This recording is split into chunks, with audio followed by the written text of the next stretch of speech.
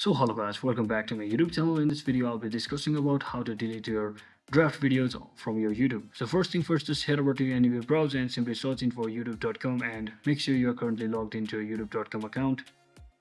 As you can see, I've already logged into my YouTube account. Now just head over to your profile icon from the top right corner and just select this option that is view your channel. So once you select it, you should see all of your videos just like this. And as you can see, these are my draft videos over here, so which is labeled as draft if you can't see that, and you will be able to view it from this visibility section. Now to delete it, you can just highlight or select a specific one videos just like this. So for my case, I would simply want to delete all of these draft videos since I no longer want it. And once you select all of that, just head over to this drop down menu under more action and just tap on this delete forever. Now simply check this box over here as well and just click on delete forever button over here, and you just have to wait for a few seconds. You can even leave this screen, and just like that, all of your draft videos will be deleted from your YouTube channel. So that is it for today guys. Thanks for watching. Don't forget to like and subscribe. See you on the next one.